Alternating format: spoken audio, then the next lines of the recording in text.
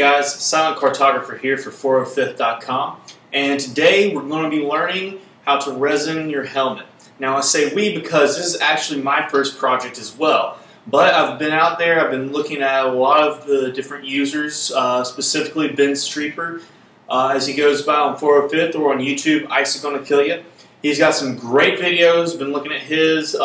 If you don't like mine, go over to his and they're just as good, if not even better. He's been doing this a long time. He is definitely a master. You can pick up a lot more information from him, not just how to resin, but everything from Flexit foam to mother molding and all that stuff. He's a great source. And of course, once again, just go onto the forums at 405th. Just look around, ask some questions, and everyone there is more than willing to help. But specifically today, I'm going to be taking you through how to resin your helmet. Now, the first thing you're going to need, of course, is a helmet. Now, I've got mine here. I went with Rundown's Reach Spartan helmet, part of the full suit that he's got on the Pepicura files. Now, I think I may have made mine a little bit too big. That's something you want to be aware of when you're printing off on Pepicura.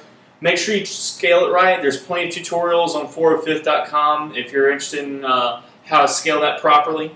But once you have it all pepped out, you've printed it out, you've cut it out, you've glued it together, you've got a beautiful paper helmet, you are ready to go and resin. And of course, the first thing you have to have when you're resining is, of course, fiberglass resin.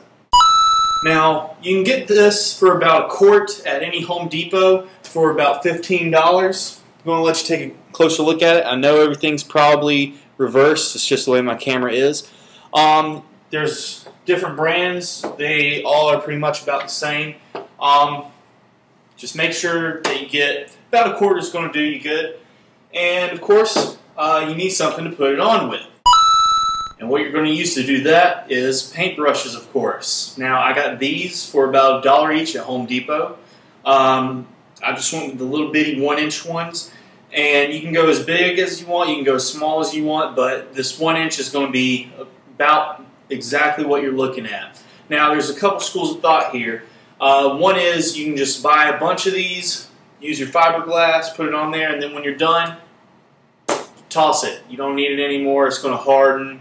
And so you don't want a paintbrush that doesn't paint.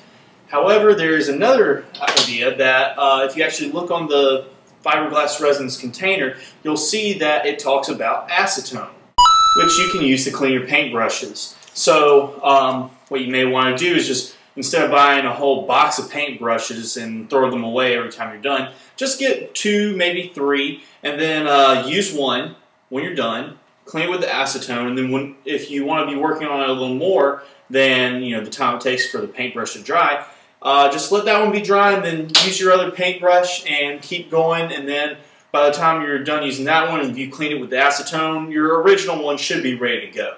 So, one more thing that you're going to need here is talking about, paintbrushes, acetone, resin. These are all chemicals. They have different side effects. You don't want them on your skin.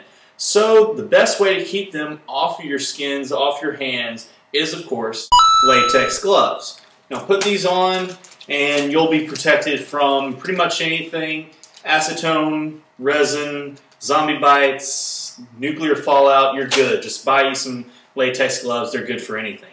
But of course, if you're going to be handling things that are toxic and you don't want to get in your hands, well, what about fumes? You don't want to be breathing that stuff in either, do you? So of course, you're definitely going to want to get an awesome looking, end of the world looking respirator. These are the kinds that you see in the movies, the ones, zombies or whatever. This is what you want to get. Not only does it make you look extremely awesome while you're making your helmet, they're also going to keep you extremely safe. Don't get the ones that make it look like you're going to go cut the grass or something. Those aren't going to protect you as well. This is what you want. These filters right here, they're rated for organic fumes, and that's what's going to be coming out of the resin. That's what you want to make sure you get. So once you have these and you have all your materials, there's just one more thing that you've got to do. And that's make sure you've got on some old clothes that can get dirty. Clothes that, if you wanted to, you could just throw into a fire somewhere. You're making a helmet, not trying to walk down the runway and win a fashion show, okay? For instance, I'm wearing my old high school basketball team t-shirt. we weren't that great. We kind of sucked. I don't remember how many games we won, but it wasn't that many. So, do I really care about this shirt? Not really. So, I'm going to use this when I'm resining and when I'm doing all this stuff. So, like I said, make sure you got clothes because they're going to get dirty.